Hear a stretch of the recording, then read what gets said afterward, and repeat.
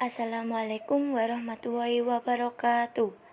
Perkenalkan, kami dari kelompok 6 akan mempresentasikan hasil diskusi dari kelompok kami dalam mata kuliah Ekonomi Moneter dan Kebanksentralan dengan tema mengetahui permasalahan inflasi dan deflasi serta cara-cara mengatasi inflasi. Dengan dosen pengampu Ibu Citra Mulyasari. Nama-nama kelompok 6. Yang pertama, Widya Nila Pratama, NIM 1264022010052. Yang kedua, Resti Andini, NIM 1264022010059. Yang ketiga, Dinda Amelia Putri, NIM 1264022020091. Poin-poin materi yang akan kami bahas yaitu: yang pertama, pengertian inflasi dan deflasi; yang kedua, jenis-jenis inflasi; yang ketiga, sebab-sebab terjadinya inflasi dan deflasi; yang keempat, kebijaksanaan mengatasi inflasi. Berikut penjelasannya. Yang pertama, pengertian inflasi dan deflasi. Pengertian inflasi menurut para ahli. Menurut Sylvia et al. Tahun 2013, perubahan dalam indikator ini akan berdampak terhadap dinamika pertumbuhan ekonomi. Dalam perspektif ekonomi, inflasi merupakan fenomena moneter dalam suatu negara di mana naik turunnya inflasi cenderung mengakibatkan terjadinya gejolak ekonomi. Menurut Utomo tahun 2013, kenaikan satu atau dua barang saja tidak dapat disebut inflasi, kecuali bila kenaikan itu meluas atau mengakibatkan kenaikan kepada barang lain. Tingkat inflasi atau persentase pertambahan kenaikan harga berbeda dari suatu periode ke periode lainnya dan berbeda pula dari satu negara ke negara lain. Kenaikan harga diakibatkan oleh banyak faktor.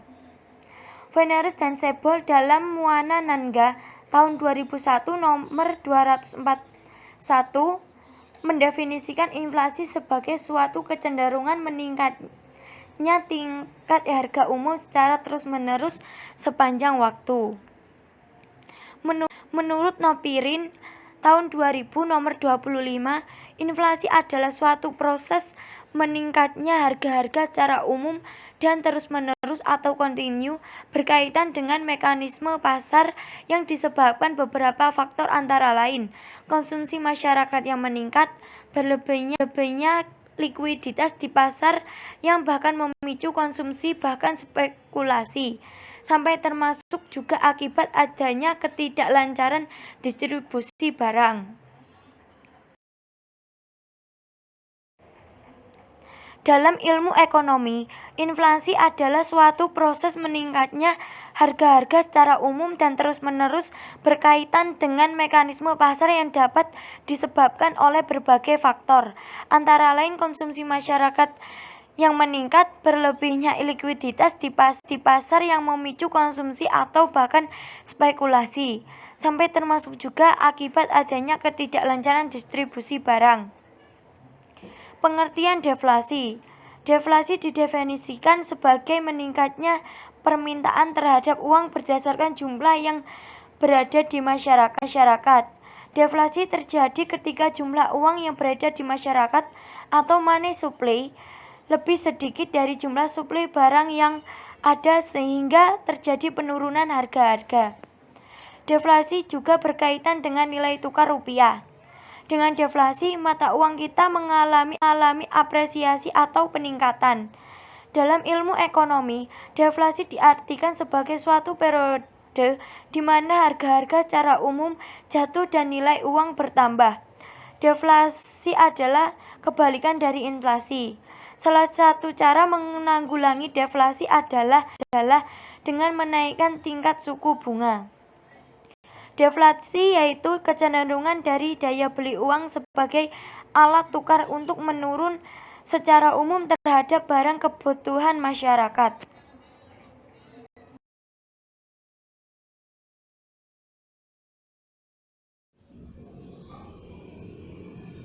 Materi yang kedua adalah jenis-jenis inflasi.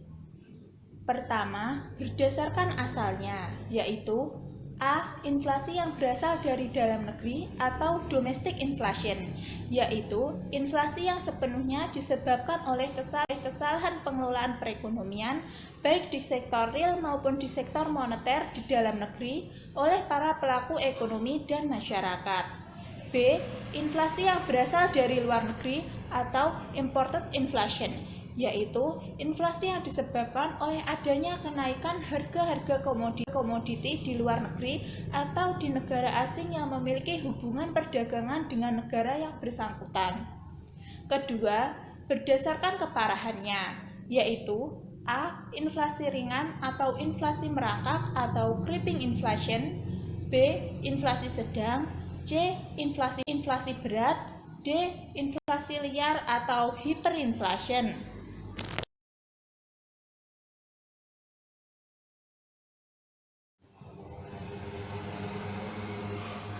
Ketiga, berdasarkan penyebabnya. Penggolongan inflasi selanjutnya dapat dibedakan menurut penyebabnya, yaitu tarikan permintaan dan tarikan desakan, atau tekanan biaya, atau produksi, atau distribusi. Secara singkat, sebab yang pertama atau tarikan permintaan lebih cenderung dipengaruhi dari peran negara dalam kebijakan moneter atau bank sentral.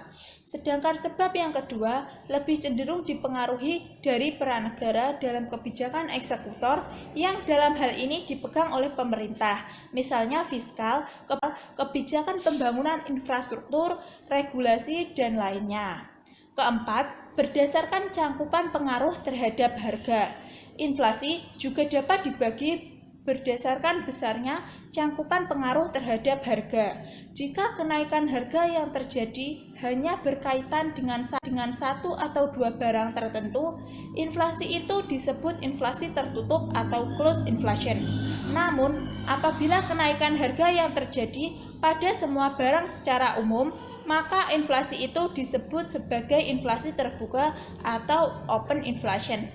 Sedangkan apabila serangan inflasi sedemikian hebatnya sehingga setiap saat harga-harga terus berubah dan meningkat sehingga orang tidak dapat menahan uang lebih lama disebabkan nilai uang terus merosot, disebut inflasi yang tidak terkendali atau hiperinflasi.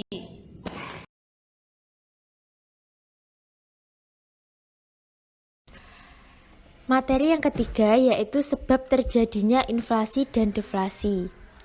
Yang pertama, penyebab terjadinya inflasi. Secara umum, penyebab inflasi adalah sebagai berikut. Jumlah uang yang beredar terlalu berlebihan sehingga melebihi keuntungan. Tradisi masyarakat yang bersifat konsumtif sering mengimpor barang, terjadinya bencana alam, terjadinya defisit pada APBN, terjadinya ekspansi kredit, terjadi pemberontakan, pengenaan pajak pada konsumen, dan kenaikan harga BBM. Sebab-sebab inflasi yakni tarikan permintaan atau kelebihan likuiditas pada uang atau alat tukar, lebih dipengaruhi dari peran negara dalam kebijakan moneter. Selanjutnya, desakan atau tekanan, produksi atau distribusi, yakni kurangnya produksi atau juga termasuk kurangnya distribusi.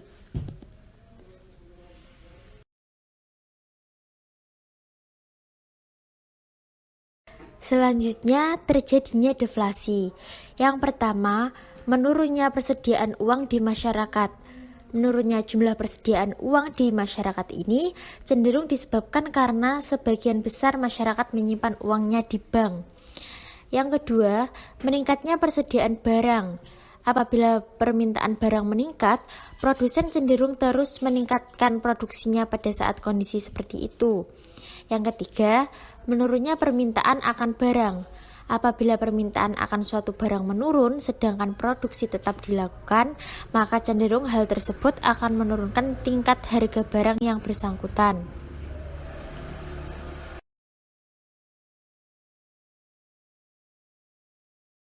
Materi keempat yaitu kebijakan mengatasi inflasi. Ada 3 kebijakan. Yang pertama, kebijakan moneter. Politik diskonto, diskon polisi adalah politik bank sentral untuk mempengaruhi peredaran uang dengan jalan menaikkan dan menurunkan tingkat bunga. Kebijakan persediaan kas atau kas rasio polisi, bank sentral pada umumnya menentukan kas rasio, yaitu angka perbandingan minimum antara uang tunai dengan jumlah uang giral yang dikeluarkan oleh bank yang bersangkutan. Selanjutnya, politik pasar terbuka atau tight money policy. Untuk uang yang beredar, bank sentral melakukan tindakan untuk menjual surat berharga antara lain yang disebut sertifikat Bank Indonesia. Kebijakan yang kedua adalah kebijakan fiskal. Pengaturan pengeluaran pemerintah untuk menggunakan anggaran negara agar sesuai dengan perencanaan. Menaikkan tarif pajak. Jika tarif pajak dinaikkan, uang yang dibelanjakan oleh masyarakat akan berkurang. Mengadakan pinjaman pemerintah untuk mengurangi uang yang beredar di masyarakat. Selanjutnya, kebijakan yang terakhir yaitu kebijakan non-moneter. Menaikkan hasil produksi. Dengan kenaikan hasil produksi dapat memperkecil laju inflasi. Kedua, kebijakan upah adalah tindakan menstabilkan upah dan gaji dengan cara gaji tidak sering dinaikkan. Kenaikan gaji dan upah akan menimbulkan kenaikan daya beli. Sekian presentasi dari kelompok kami. Bila ada kurangnya kami mohon maaf. Wassalamualaikum warahmatullahi wabarakatuh.